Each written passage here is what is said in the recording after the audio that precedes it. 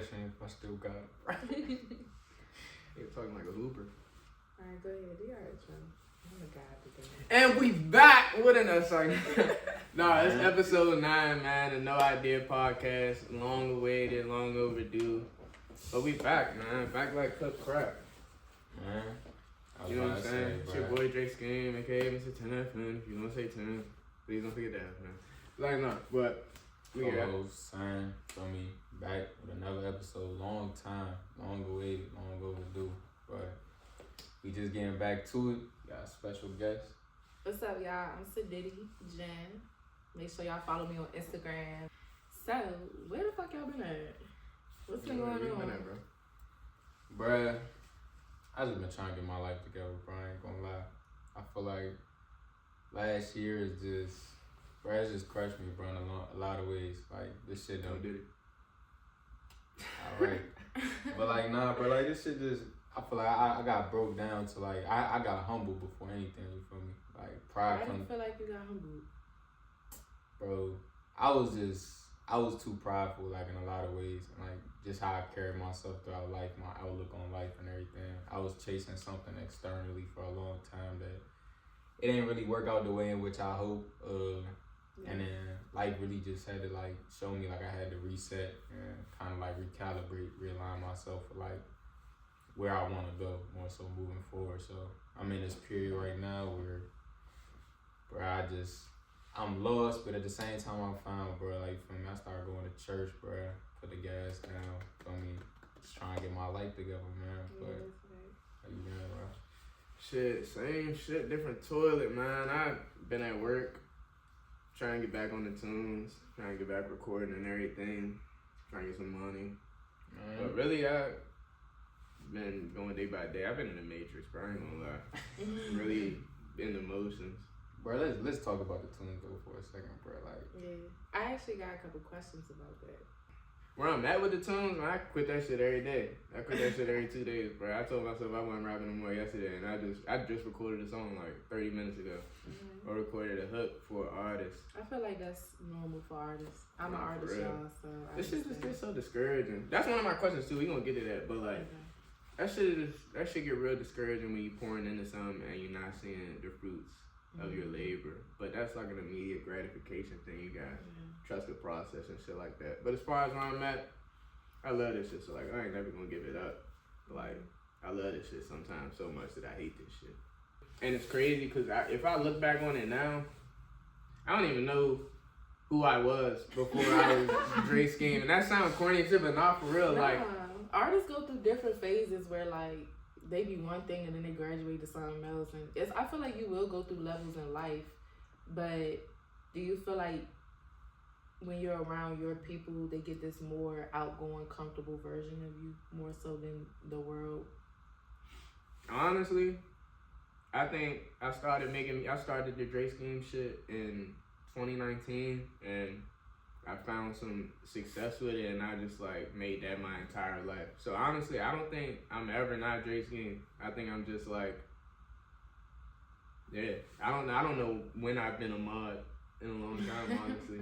Like I've been Drake Skeem for so long and been like so enthralled and wrapped up in Drake Skeem and what that is to me and what I want him to be, that I lost like the just like me part of it. So I realized like as I was getting over certain like trials and just like trial and error type shit, like although this may not be me or who I know myself to be, like I want this to be as close to, you know what I'm saying, the person, or at least this is like all the best parts of me that I want to present.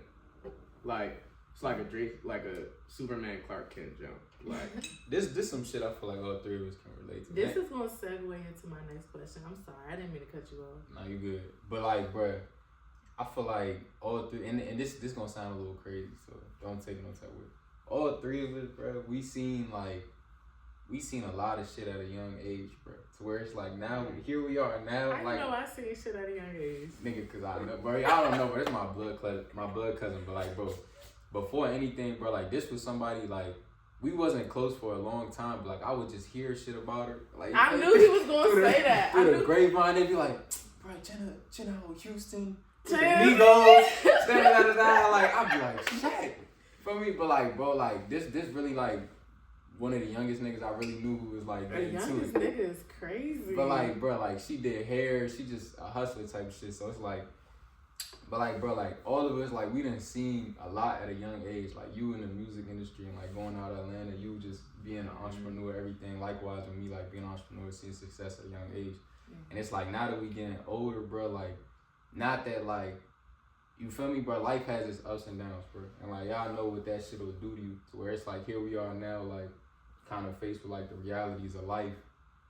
And it's like you trying to rebuild or, like, not get caught up in, like, what was. And, like, trying to, like, focus on what is. And it's like, I don't know, like, how y'all feel about, like, that switch. Not the switch up, but, that was like, literally the question, bro. Balancing being a dreamer and being realistic. Shit. That was...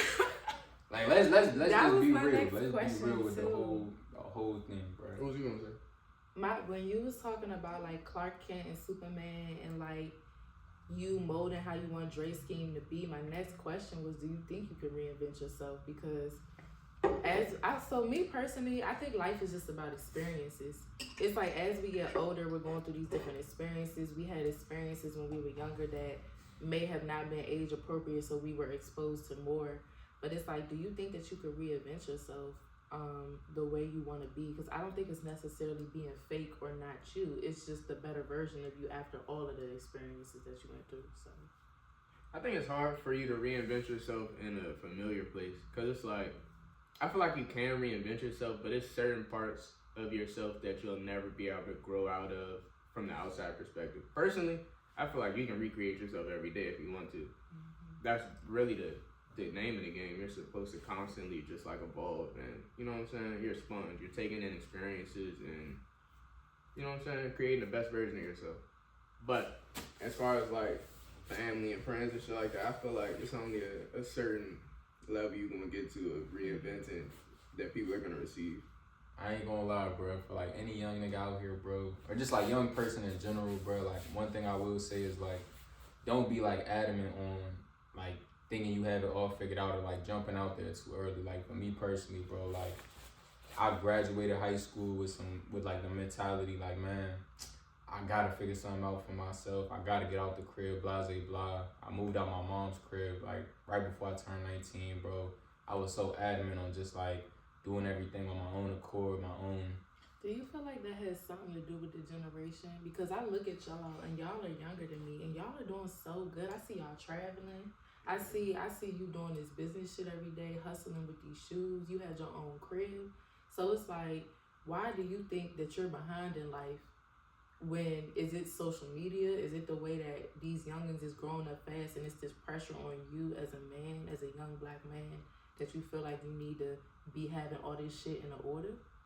I think more than any, yeah, it's just like that internal pressure, bro. Like I feel like for me, it's like I focus, or I think about like who I once was, and then it's like I know how I feel right now, and like the way in which I'm carrying myself with like all this doubt and like weight on my shoulders, as if like I can, or like if I still can do it. Like even before we started this joint, bro, niggas asked me what's on my mind, bro. I literally said, bro, I'm just thinking about if I still got this shit in me, bro. Like, and you dead ass. Like I'm dead serious, bro. Like this nigga Skeem called me the other day, bro.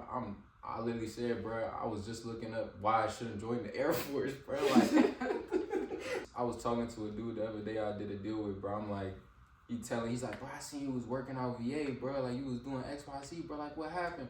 I'm just like, man, bro, like shit just don't work out the way you want it to sometimes. Like he telling me about his life and shit. He on some fuck school, bro. Like, man, I'm trying to be a barber.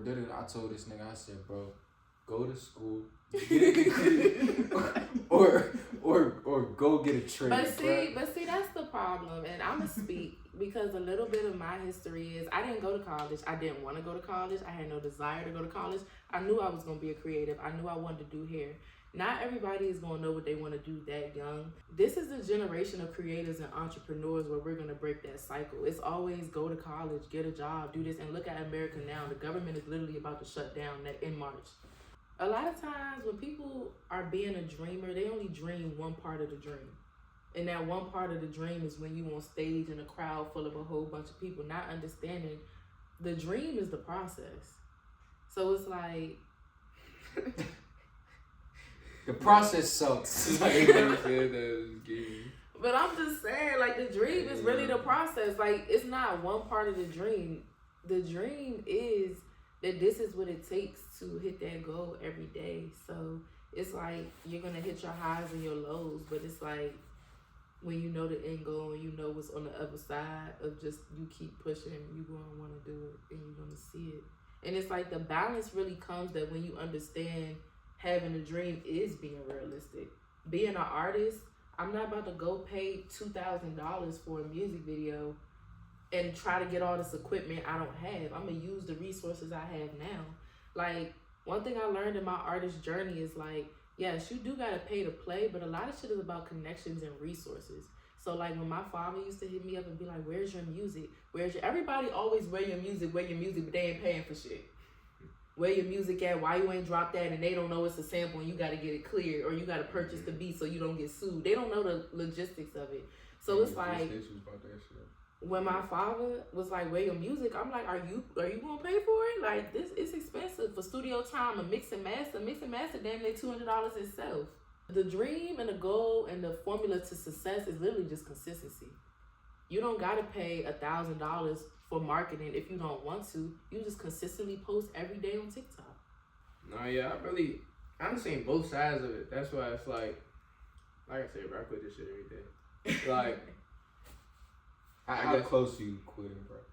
I mean, I'll tie it all in from the last question and this question to give a little background or like how I got to the point where I am. No, all this aside, bro. I think I told this story on this jump, bro. Some shit happened with a girl. She did some foolishness, and I had copped some plane tickets to go to Vegas for a graduation gift. She was a year above me. We was in high school. But can we put a pin in that? Cause y'all some YNs, and you gifting a girl for graduation plane tickets to, and y'all sitting up here talking in distress right now. Like y'all some getting money YNs. The fuck? Nah. Like what? Nah. Yes. Nah. But bro, I was one step, bro. I'm like, nah, y'all really be taking care of these girls and taking them on trips, and like a lot of these YNs is not doing that. They impressing their men. Like what? No. I need y'all to give y'all more credit. I look like both of them don't agree. Right. But look, so that shit went down the drain after that shit happened. So I had this ticket, or I had 2 tickets. So I ended up taking Santi and my man Don. So we go out Vegas. We 16, can't do shit in Vegas, but smoke. So it's like 4 a.m. We just walked 1,000 miles. Cause you know in Vegas it takes 10 minutes to walk across the street. And we had got some sheets. We was looking for somewhere to smoke. We smoking. I look at this nigga Santi. I'm like, bro, I wrote a song. Mind you, this like probably like, cause this is the summer, cause it was a graduation trip. So this was probably like a month and some change after my dad got killed. So I was just like doing shit. So I wrote a couple songs and I rapped it on to him. Mind you, Santi's judgmental as shit. Yeah, he is. Very honest. I won't say judgmental. Santi's an asshole sometimes. Whatever we want to call it. I knew. Just trying to get my life together, y'all. I knew he was going to keep it real with me. All that to say. So I rapped that joint for him. And he was like, no, bro, that joint cool. He never going to say some shit is immaculate. Like, it's great. It's always like either. Bro, niggas be dead wanting me. Bro, oh my God, Mr. Skeem. Like, bro, I have said that this nigga solid, bro. Like, I'll fuck with it. I have said this nigga Santi every song I've ever put on wax. And he has never given me more than like, alright, John, alright. Yes, bro, that's him like niggas known me for like a decade, bro, and you can count on your hand how many times he's never enjoyed anything. I was about to say, no, that's a fact. I'm genuinely I've never heard this to nigga say what... he liked some food he had. He never like I have never heard him say anything was good. I mean, was great, maybe decent. But all that to say, the only time I ever seen this man turned up is when we came from Dave and Buster's and he was getting sturdy in the street. Ever since then, he's been sad. Like, nigga had one good day out of 365. Bruh. But all right, we get it.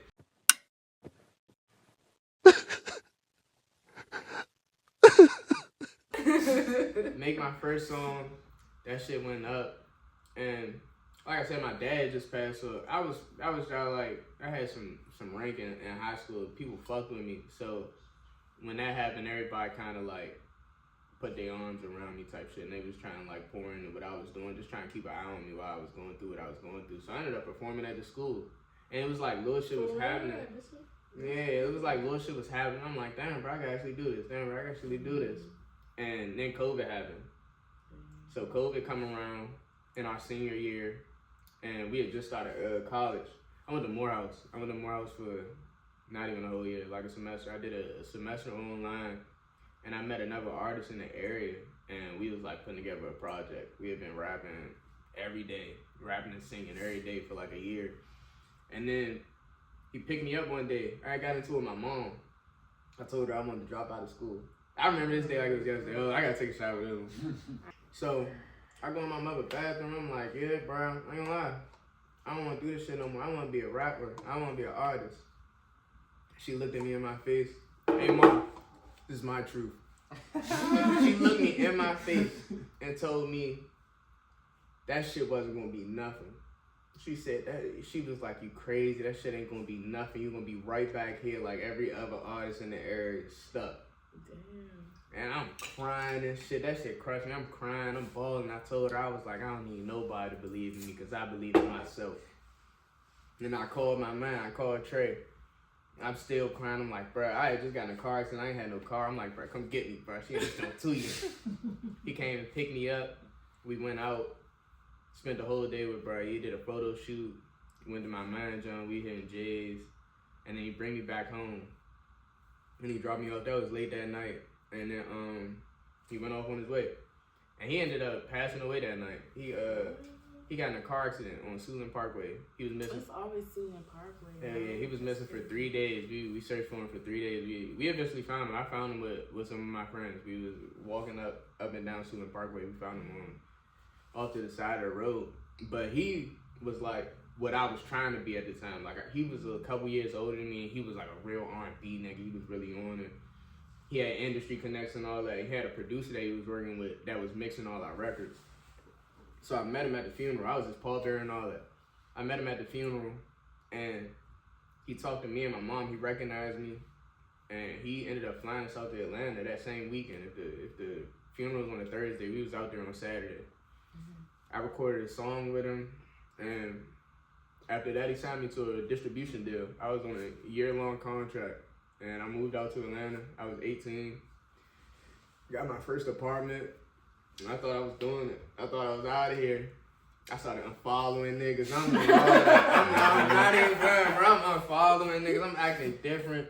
Because I'm like, I'm traveling to Cali, Miami, Houston, back to Cali. Like, I had like weeks I was going from one place to another. I never stayed nowhere more than 3 days. I was writing songs for people. You was living the life of an artist. Like I thought I had just had this like that was all in like a month span from like me telling my mother, I'm not trying to hear that shit, I'm done with this school shit, I'm dropping out. What was she saying while all of this was going on?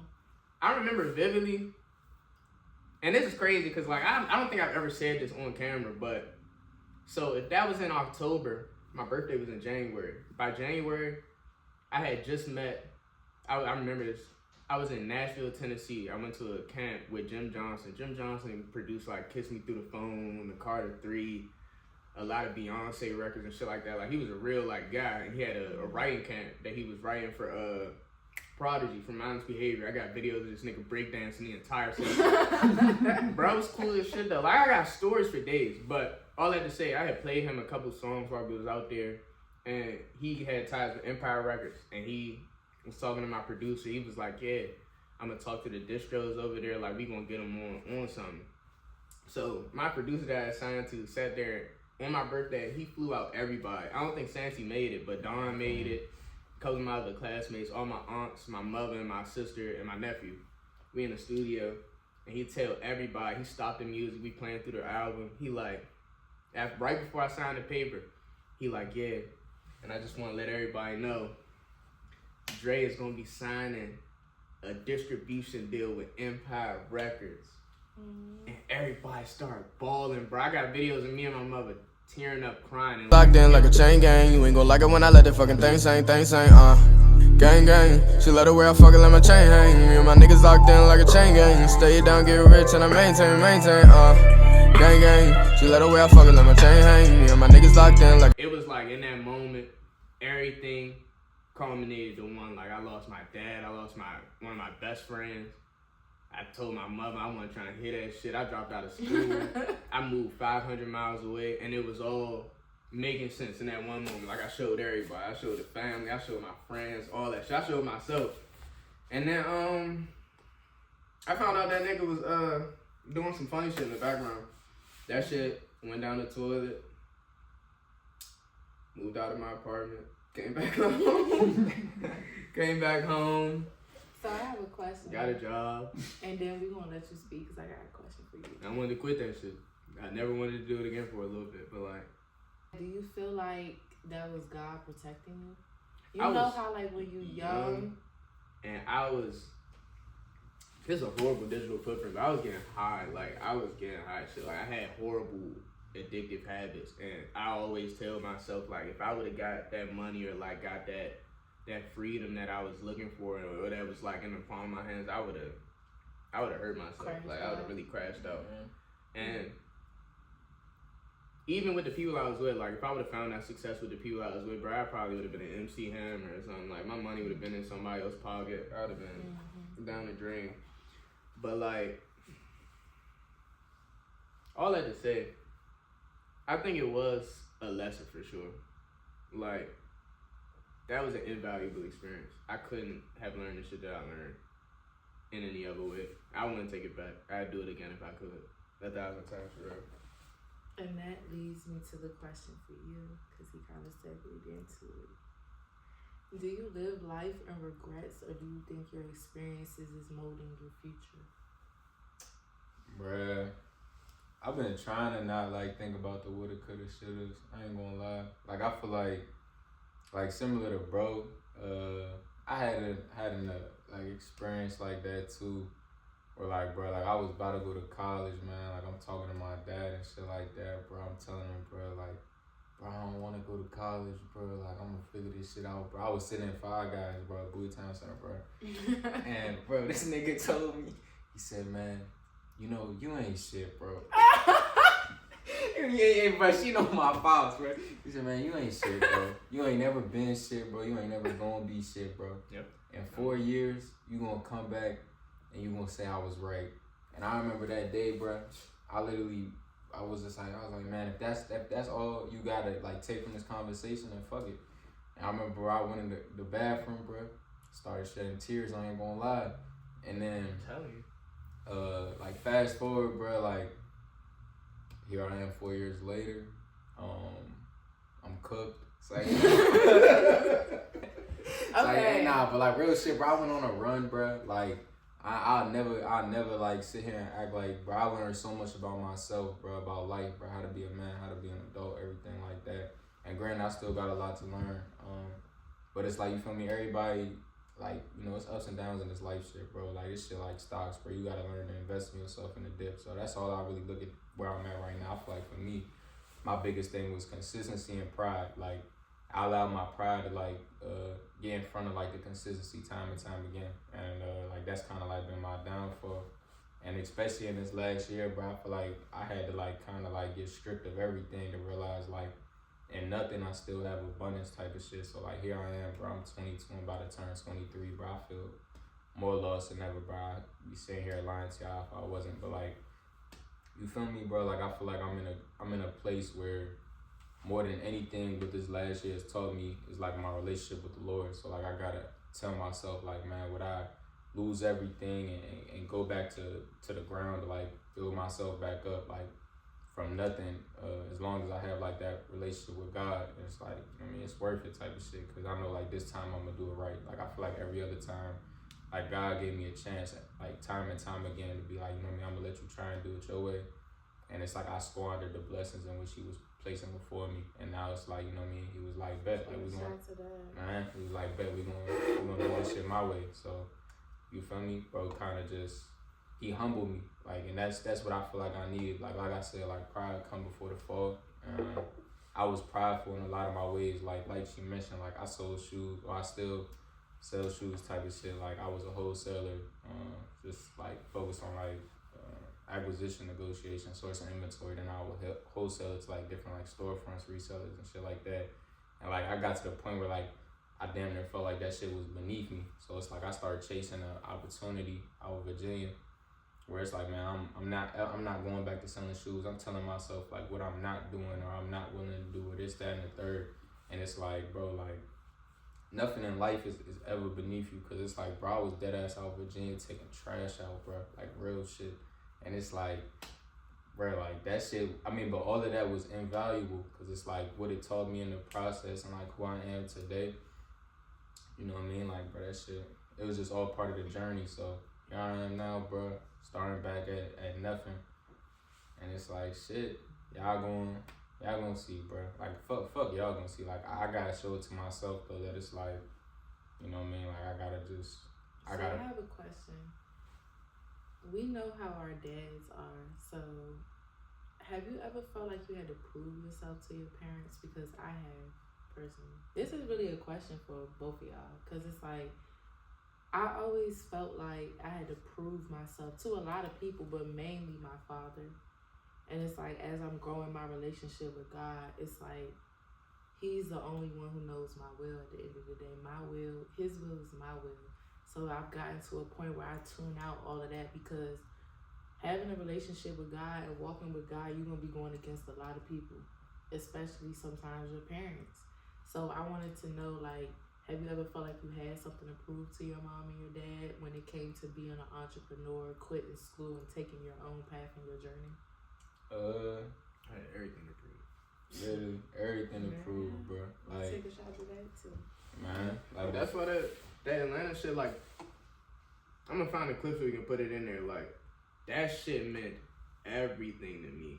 Like, in that moment, like when I say I was bawling, bro, like cause I've never cried happy tears before, but like that shit was just crazy. Cause it was like, you believe in yourself, like we all believe in ourselves, but to like see it come and like culminate is a whole different thing. Like, I really proved myself right. Cause like, even now, like you said, like he said 4 years from now you're gonna be right back here. My mother said the same shit. She said I was gonna be right back here. I ain't gonna lie, right back here. She was right. But in that moment, she was wrong. That's what I say, bro. In that moment, she was wrong. My thing is like, in this life, you're not gonna be able to do anything without God. Man. So it's like, if it didn't work out, it's because it wasn't God ordained, and he wasn't walking with you during that path. It doesn't mean that, you know, it can't happen right again. And that's my next question for both of y'all. If it happened once, why can't it happen again? Ooh, can I add before they comment, I want to add in one thing. Yeah. Y'all all a little bit younger than me, and I'm not used to this. I'm used to being the youngest one in the room. Y'all all done some crazy shit that I've never done. And it's just like, y'all don't even realize how much y'all actually done. Y'all like discount yourself because y'all ain't still there. But you had that experience. You know what it felt like. You know what things to avoid. You know what things to get into. And so it's like, you came back. Yeah, you may be back home, but you came back with some ammunition and you ready to go back at it again. Never giving up. If you don't give up, you're always going to see the end. And with the dreams and reality thing, all reality comes from dreams. Yesterday, we had dreams of getting to today. It's our reality. Tomorrow, our dream today is going to be tomorrow's reality.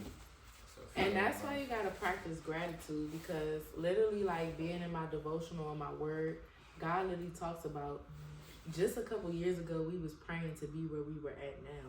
When you were in your mom's house, you were praying to have your own place, and you were praying to sell shoes, and God allows you to do that. Just because you took a step back, sometimes taking a step back is just repositioning you.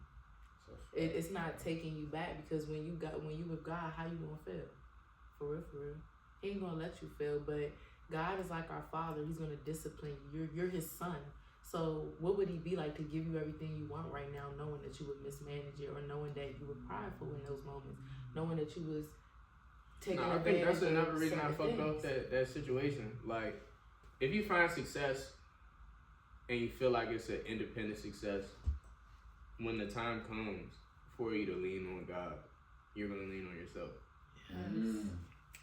So it's like, I was looking at it that way, like, I had found the success so quick, and I was so young, and I was going against what Duke said, and I was, you know what I'm saying, beating the odds, and I convinced myself in my head for a little bit that, like, this was me, bro. Like, I did that shit. I mean, I did do that shit, but, like, I wasn't doing it alone. I only feel like it feels like that because in reality, it just be you. When I be hitting these milestones in my life, like, I had a support and everything, but I had to cry those tears at night. I had to literally. But it's like, for me to even make it this far, it's really be God. Like, I understand what you said by that. Like, I was giving myself too much credit. Like, I had got so caught up in, like, I go to Miami and I got a room to myself and I'm going to the studio from 7 p.m. to 5 in the morning and I'm doing it all over again and I'm, like, surprising myself. Like, I'm getting these tasks to do. I'm getting I gotta write a love song for a Dominican artist. I ain't never done no shit like that, but I get in there and I do it and I'm just like, damn, I did that shit. So enthralled in it, like I did that shit though, but it's like I just got so lost in like me that I think I forgot about like how I got there. I think for me, bro, it was the opposite, bro. Like, I feel like I've come so far, but like I don't feel like I've done anything at the same time. Like, I got a picture in my crib where it's dead ass, like, it's like 13 bands, bro, and the caption on that joint is, "This shit means nothing when you feel like this." Like, I was literally at the height of my career, like, as an entrepreneur, and it felt like I was as empty as ever, bro. Like, I feel like for me, like, I literally had never appreciated, like, what was truly before me. And, like, that's where it's like I still question now, like, what am I even after? Like, what am I seeking in all of this type because of shit? it's not a worldly thing. And I think that's what people don't understand. Everybody wants the fame and the riches, and not particularly you. But I've seen you having. As my cousin, I visibly watched you having, and in those same very moments, you was depressed, and I could feel it. Like, I'm an empath, I could feel it. But what I don't think you understood at that moment is because the very thing that you need, like, money is only going to fill a void but so much. Jesus fills the void. God fills the void. Like, it's been times, like you said, where I was on the height of my entrepreneurism and had so much money in my bank account, and I just still wanted a hug from somebody. I still wanted somebody to ask me, am I okay? I wanted people to share it with too. Because when you get to that certain status, you can't trust people. People out to snake you, they feel obligated. I just needed love at that time. So that kind of lets you know, like, you can have everything in the world that you ever wanted. But it's like, if you don't have God, you have nothing. It literally means nothing to you. That's interesting to me, though, because, like, I can't empathize with that. Like, nah, not like that, but, like, when I was, like, in motion, I was extremely happy, bro. Like, I was extremely happy. Like, but I was broke as shit though.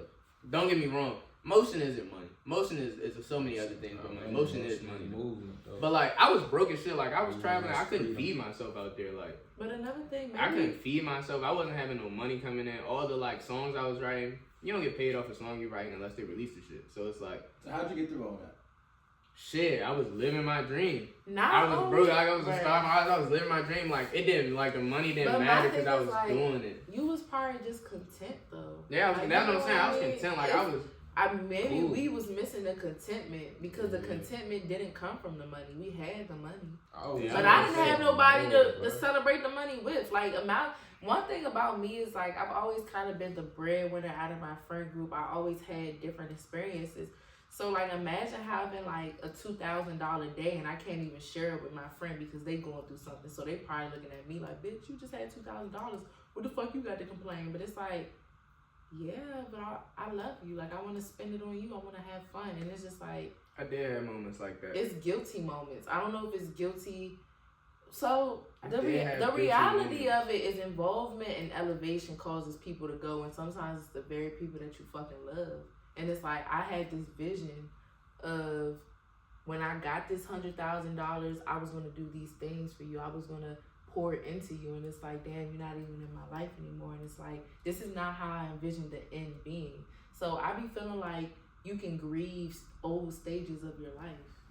I was so enthralled in what was happening it was so rare, but like every once in a while I'd be in a moment, because most of the time I was traveling by myself, and all these niggas was like 30 plus, like 40, and like I would be somewhere and I'd be experiencing something, I'd be like, damn, bro, I wish somebody was here to like share it with me. Like I remember one time I was in Miami and I met a record producer, and we was in his penthouse apartment. He had a studio built into the apartment, and he was playing records. And he came up. This is in the height of the R. Kelly situation. This when he first got indicted, bro. I love telling that story. Keep that nigga R. Kelly. Bro. We sitting in the studio, and he looked. He had the computer. He playing his beats or whatever. And he turned his chair. He spent it, and he looking at me. It's me, my producer. My cousin was there. So you like that. And he like, what y'all think about the R. Kelly situation? I'm dead silent, cause mind you, I had learned as I got into the rooms, like you don't want to say you don't want to talk about politics, you don't want to talk about religion, like no. Niggas' views is a lot different, so like I was just like, yeah, that shit crazy. And my producer, he's like, I support that nigga. Yeah, he like, man, that man free R. Kelly basically more. And then be like, it be going against your morals, like, that's why I don't say nothing either. This nigga proceeded to say, what would y'all say if I told y'all that I was the last studio session before he got indicted? And proceeds to play 2 unreleased R. Kelly tracks. Oh, shit. The craziest thing I've ever experienced. One of the craziest things. And I'm just like, I'm sitting there and I'm listening to the jumps and I'm like, bro, this is fucking R. Kelly that nobody is ever going to hear. I'm trying to like record off the slip on my phone and all that shit. That like, nigga was spelling that shit out though. No, and the crazy thing, I'm fucking a baby. I'm fucking a baby. Bro, one of the songs was called Soul of a Woman. It was called Soul of a Woman. It was like on some I Believe I Can Fly real life ode to the black woman. And he was like really like just pouring out his heart about how much the black woman is imperative to a person's life. And I'm just like, yo, this is so fucking ironic. Hey, yo. I remember. Not you were trying to record off the slip. No, I'm trying to, but mind you, we in a little room, so like I'm trying to like record off the slip. And I'm like, bro, if he catch me recording this shit, I'm probably gonna shit. You know what I'm saying? This whole shit. Like I remember we in Nashville. I met the nigga, the Mindless Behavior nigga Prodigy, and we was in an RV. Like it was an RV we smoking, and hey, if you see this, bro. This nigga hoovered on every single J that was rolling. Prodigy? No pack. Every time we went to hit some weed, step out of the session, he trying to hit some weed. But it was like one session, we sitting rapping, like we getting at talking. This nigga broke down in tears, just breaking down like. This is Prodigy? Yeah. Nah, I'm gonna find the video I'll be talking about, but like. was flipping and folding. Broke down it. No, it wasn't even that. Telling us like, telling us like how that shit was like detrimental to his like. Yeah. His psyche just but working with that. early success will fuck you up. Can I bring that back to how you was like how you want to quit every day because it's a long. The thing about it is, so I had hired this nigga to be my manager, and the most important question that he ever asked me was, "Do you want to make music for self or do you want to make music to get paid?" And I was like, "What you mean? Like I want to clearly get And he was like, "If you want to make music it's for self." But if you want to make music to get paid, you're doing that TikTok shit. You're doing them trends and them schemes that's not, I'm not going to say it's not you, right? But he needed to know how to manage me in an aspect of like, if I wanted to do it to get paid and blow up on TikTok, it just wasn't going to be me. It wasn't going to be Sidity. And when people ask me about my music, my goal is not to be famous. Like, my goal is to literally fulfill what God, whatever God wants me to fulfill. So it's like, I don't plan on being a mainstream artist. I don't plan on being in the industry and having to deal with all that industry shit. Because then you got niggas like Prodigy, broke as shit with no J to contribute to the session. Basically, booty hurting and some bullshit for all the shit he done been through. And it's just like me. When you really blessed and highly favored, God's going to take you where you need to be.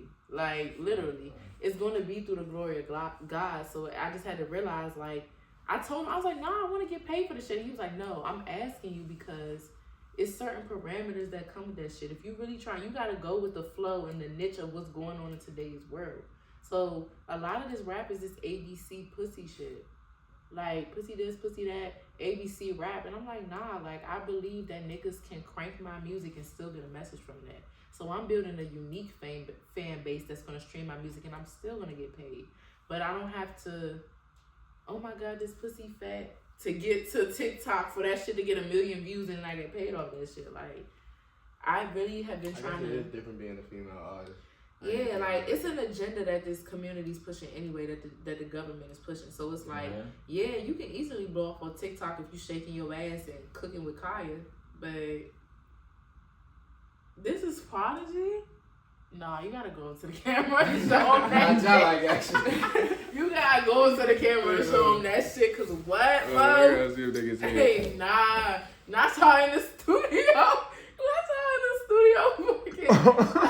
Bro, when I say this was every 5 minutes, every beat they played, 5 minutes, this nigga was real. Shit. That nigga just wanna dance. R.I.P. my nigga Bob. Gave it to the world. I got a question though. Do you think he just did that involuntarily because that's just how he was used to moving? Like, but every time he was out in your music, they like, damn. That's probably what that's him. That's probably what he's passionate about. But every 5 minutes is diabolical. Now what I will say, cause I ain't even gonna play with you on this jump. He's all the vocals. He was all the like backing, like that's where he was talking about when he was crying and shit. Cause he like the members in the group hated him. Why? I was about to ask that. Why was he like? Down? I mean, one, he was the star of the group, but it's like they go in. Okay. Don't matter. They go. How much? How long? 52. Oh, that's not bad. They go into interviews and they're not asking Mindless Behavior questions. They're asking Prodigy questions, and it got to a point where it's like. They was despising that man. Yeah, it's all about him. So that's what he was really talking about. He was just talking about like that shit just took a toll on his mental. They was just really getting on his line, try like giving him a hard time. But like, nah, he breakdancing ass, singing ass nigga. Like he was doing that R&B shit, super happy. But it's like, bro, like now. That's funny as shit. Where we all. I would have been rapping like. How do we balance? Like all of us are like content creators in different ways and spaces, and it's like, right? How do you balance like. Doing what fake, but it's like. I want to take a shot. I don't care. Shit is damn the last jump. Wait a minute, this little bottle. Are you taking shots with this? I just emptied my cup. Well, drink it some more. But like, how do you balance like that still producing what you feel like you love, or like what you would do if it was free, and like not seeing that gratification in which you hope it would. Like how like. What is fueling y'all to like continue to push forward type of shit? You feel me? God. We got no choice. I mean, no, literally, bro. If you ask me, I'm in my Job season. If y'all read the book of Job in the Bible, it talks about how he was the richest man in the world. Job was on shit. He had all the cattle, all the land. He had kids. He had 10 plus kids, I think. Don't quote me, y'all, because I'm not new, but, you know, I don't remember all the way. Like, he had 10 plus kids, and he was a faithful servant of God. Before I got into... But they describe this nigga Job. Woo! Like, that nigga was just having the time of his life. God told the devil, he said, hey, bro, have you checked out my man's Job? Like, I think that nigga is young and turned. The devil, the devil came to Job. I mean, the devil came to God and was like, I see this Y in Job. And, like... Niggas having his way. But if I take that shit from him, is he still gonna worship you? And God was like, you can take everything from Job and he will still worship me. God took my car. God took my best friend. God took my brother. God took my money. God humbled the fuck out of me. Like and every day I cried. Every day I cried and I still worship God and I prayed. And I pray every day, and this is a testimony for me. Maybe the Don Julio right now, but it was a testimony. It was a testimony for me because, like, I still praise God. Like, I would never take back anything that happened in these last seasons of my life because it really led me to get baptized last Sunday on the 23rd. It literally led me to like surrender my life to God. And, like, it humbled me. One thing I could tell you about myself is I had the spirit of Leviathan, which is a lot of pride. like, it's a defense mechanism where it's like, I don't need you. You ain't shit to me. This, that. God was like, what? I can't bring people in your life and you think that you better than them. And you think that because you do this and you do that they don't mean a certain thing. And in my head, I didn't think I carried them like that. I thought I showed so much love. But over time, I let experiences harden my heart, where it got to the point where, kind of like you was saying, like, I was doing this shit on myself. Like, I don't need y'all.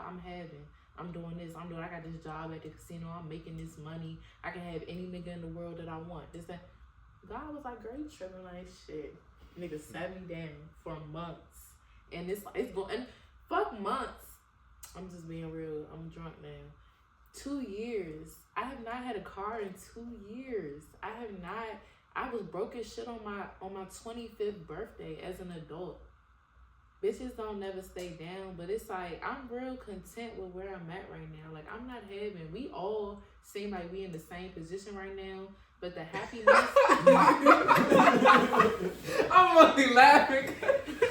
Niggas no, bro. Like, past this camera shit, bro. Niggas know, bro. Like, when I tell y'all I couldn't buy a wig for my birthday, I couldn't buy no liquor for my birthday, I couldn't buy no weed for my.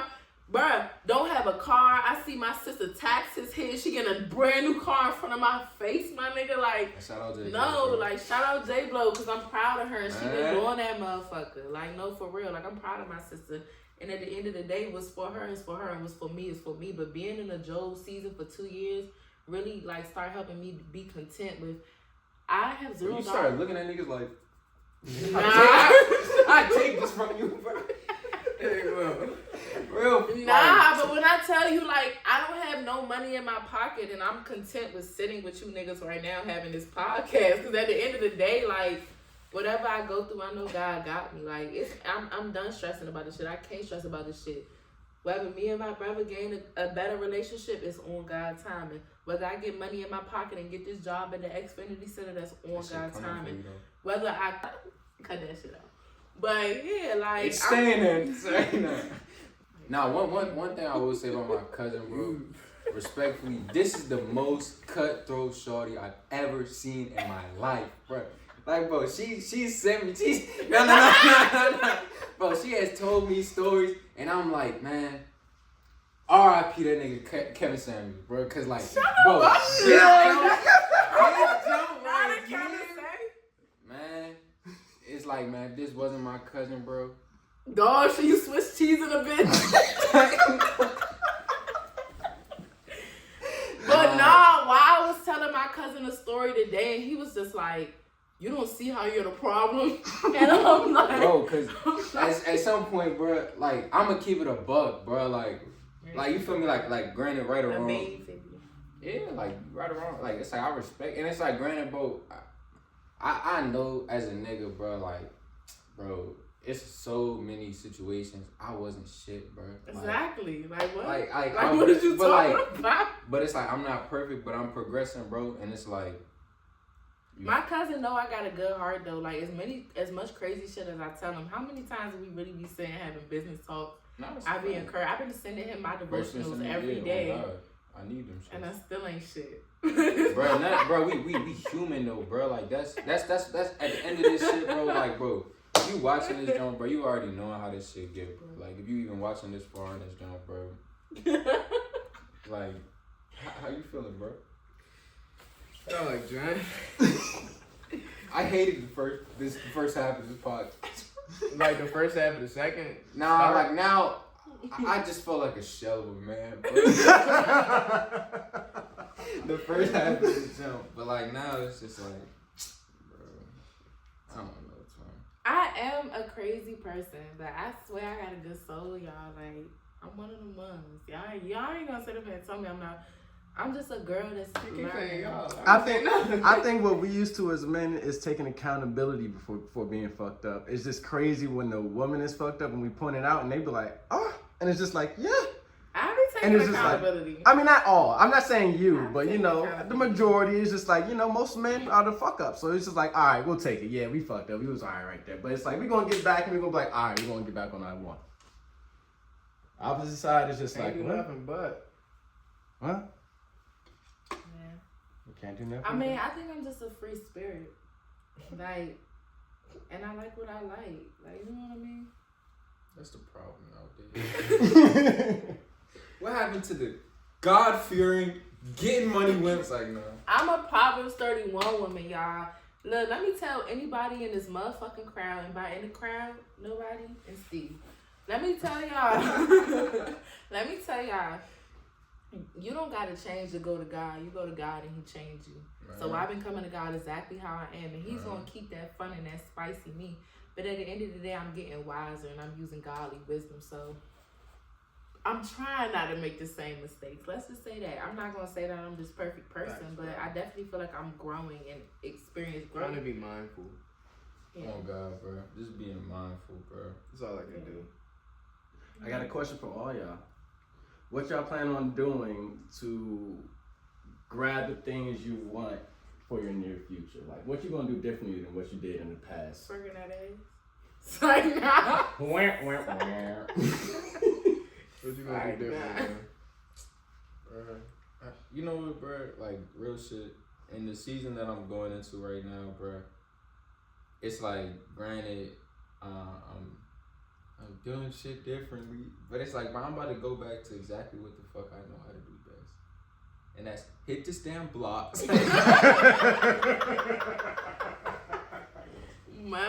Like, nah, you feel me, bro? Like, bro, I mean, before anything, bro, it's like I think I'm gonna be grateful, bro. Like, even just for the small, like, I seen some shout out this nigga named Pastor Jerry Flowers. That's my nigga. Bro, that is my nigga. That's my in nigga. the Bible, God references olives and grapes more than any other fruit or vegetable. And it's like, I feel like recently, bro, like God has. So you an orange? No. He's been showing me a few grapes. What do you mean by that? Like, even like for me, bro, like yesterday I was brushing my teeth and I seen a ladybug. Look at the smile on this man's face. Look. I like for the longest when I first moved in my crib, I had a ladybug infestation, and I was so mad, bro. I was killing them. I'm doing, and then I told myself, I said, you know what, bro, I'm gonna have the ladybug be my omen in life, and I'm down yesterday. Like, I'm feeling like, man, I don't know, bro. Like, what's next for me? Blase blah. I'm moving out my crib. I'm moving back in with Dukes, bro. I ain't even gonna lie to y'all, bro. You had a good run though. Like, you had a long run. I done came to several new places, and I'm 25 and have never lived outside of my mother. But like, bro, even though I might be homeless coming up, but that's another story from a different day. You gonna let TT Nessa gonna let me move in there with you? Always, brother. Always. But nah, bro. Like, I seen a ladybug crawling. And I said, damn, bro, like, every step of the way, bro, God is sending me signs, bro, like, that it's like He with me. And it's like, all I can do is accept these small wins. Like, even in coming here tonight and doing this podcast, bro, me and bro ain't done this shit in like 6-7 months, man. But, like, truthfully, deep down, bro, I truly believe that, like, this. Did you want to do it? No. I literally forced her to come damn near because I told her, bro, morale between me and Skeem is horrible right now. So it's I ain't gonna lie, bro. Prior to like an hour ago, bro, I was pretty down. I had How you feel about it? No, yeah, that studio shit got me up. You willing to say who you were in the studio with? You know what's crazy? I'm gonna say it. Are you on an NDA? Nah, it's not even an NDA jump. I've been on some shit. I talk about everything. Every time something good happens, I'm gonna talk about it. Moving silences this year. And I feel like every time I talk about it, that shit don't happen. I feel the same. I feel it, bro. I heard that too. Keep it to your chest. Keep it tight to your chest. Like, I already done told niggas. I already done told niggas. When it happen is when you'll speak about it. Niggas living in answered prayers though, right here, right now, bro. I already done told niggas I'm damn scared. Don't be scared. But like, man, I don't mind sharing. Ask Jesus and He'll Hey, give it to you. because hopefully we speaking it into existence, bro. Before I pulled up the hit, bro, I just did a hook for Q the Fool. Shout out, bro. So, hopefully you record that jump. Yeah, Q, you better put Dre Skeem on the beat. Come on, stop playing. That shit gonna be cool. Yeah, I like it. Maybe he'll like it. Maybe he'll do it. And then maybe we all like it when we hear it. What was the process of that? Did you reach out to them? Did they reach out to you? My man produced for bruh. Shout out Reno. Oh yeah, shout out Lil Cam Reno. He produced for bruh. So I've just been kicking. I've been in the studio with him for the past like week, 2 weeks, just parlaying though. He didn't even know I made music till today, cause like I wasn't even on that. I was really just not trying to be home. Yeah. But he was leaving out. I was playing some shit. He was afraid we doing that R&B shit, bro. I'm like, yeah. He like, bro, I gotta go get some shit straight with my kids, bro. Lay down 2 hooks, bro. I'm gonna be back here around so and so time. We gonna lock that up. You gotta put the headphones on. You gotta, nigga tell you this. If I don't know if I do. But nah, yeah. I don't even freestyle, bro. I was scared of shit. Ain't had shit written ready. You Nothing just like, ready. okay. They playing beats. I'm sitting in the joint, rocking back and forth. I'm like, hey, you don't got it, nigga. You know him. Bro, it's the revival season though, bro. Like, I put that shit together. It's some real pain. That's all I know. Love and pain, bro. That's that real shit. We look for the real shit. Hopefully you rap on that shit, some real gangster shit. It'll be cool. Nah, he need to do that shit like Free Rico. I think that's the song. That shit crazy. It was like Free Rico. That nigga though, he probably not gonna see this, but shout out to you, cuz. Shout out to the fool. That nigga is talented, bro. I watched this nigga do 4 songs today in the span of like an hour and a half. That nigga was like really like walking through a whole beat in like 15 minutes. And I was sitting there like, yeah, bro, maybe you just not cut out. No funnies. I'm sitting there watching this nigga. I'm like, listen to this nigga go. This nigga saying like bars. Like he'll be on the next bar. He'll say a fucking bar, bro. Some shit. Everybody in the room like, damn. And then he'll get on the beat and say a completely different thing. And that shit was better than when he was like when he was mumbling. I'm like, bro, how the fuck is this nigga doing this shit? We get out the booth. I'm like, bro, when you make your first song? I was like 13, 14. Like, okay. It's like life all about perspective though, cause it's like bro probably in the studio, everybody feeling this shit. He probably walking out feeling the same way as us, bro. Like, damn. I have one last question for y'all. That's a deep ass thought though. Nah, I feel you. Because we are our own worst critics, but I have one. If we're gonna end the podcast off on one last question, because I do have a question for y'all. I don't know if you got your questions about me, but I'm just gonna ask y'all real quick. What's the biggest and most important life lesson that you have learned and that you carry with you, sir? You ask me. There's always something to be learned from anybody. You can learn from a damn 2-year-old if that nigga can talk. 2-year-old, a 200-year-old. It's always something to be learned. Like, it's a lesson in everything. Like, it's a lesson in everything, good, bad, and other. It's not happening to you, it's happening for you.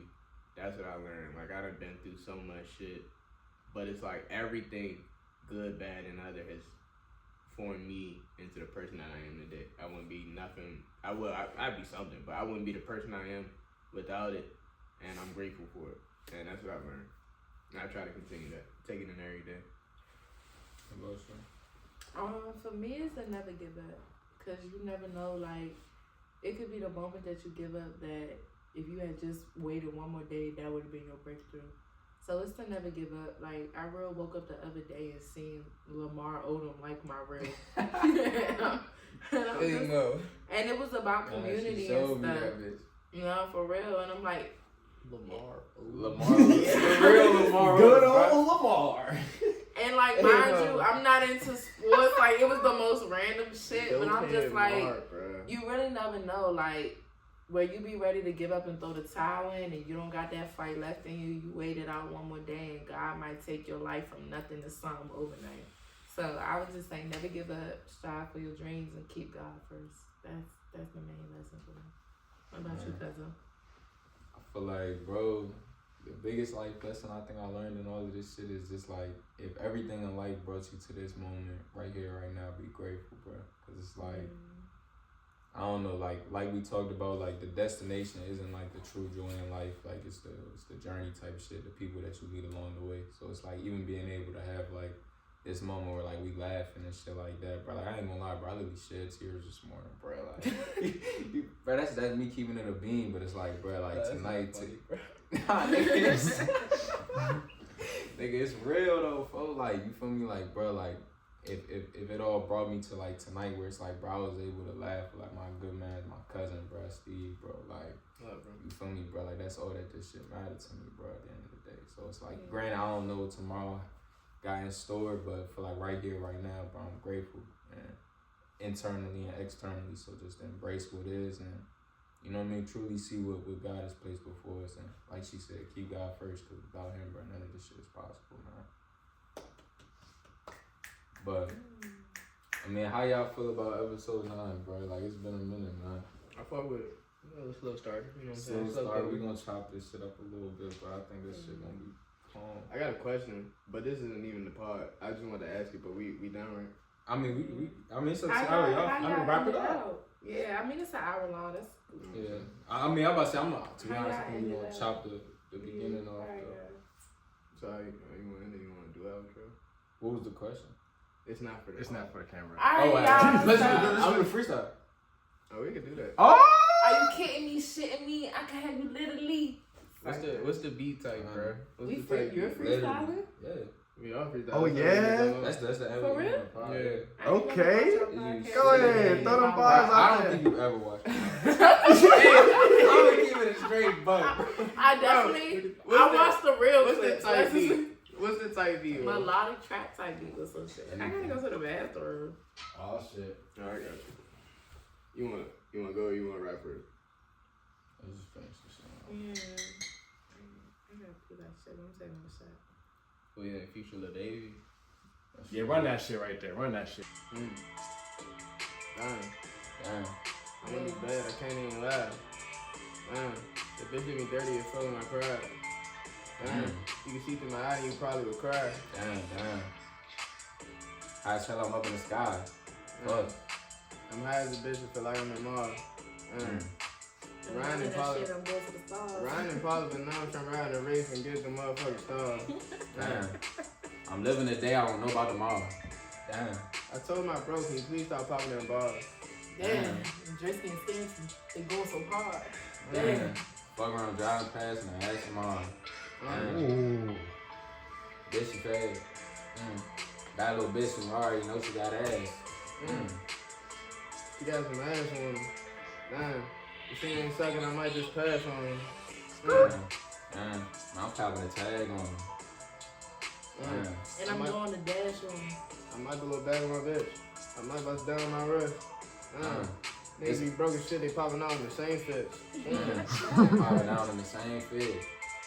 Damn, I feel attacked because I'm in the same fit. Shit, I done wore this sweatsuit about 4 times. Niggas be tipping, they dogging them dimes. I'm in the booth and I'm dropping them rhymes. I'm in the booth and I'm busting them. Niggas say, yeah, in the booth and you bustin'.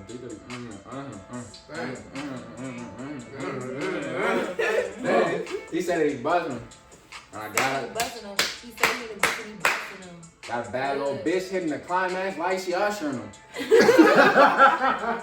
Hey, bro. Ass little bitch, that she rich. Fuck it. Hey, bro. No. Appreciate everybody. SidityJen hit the flow. Episode 9. Good looking, Colo.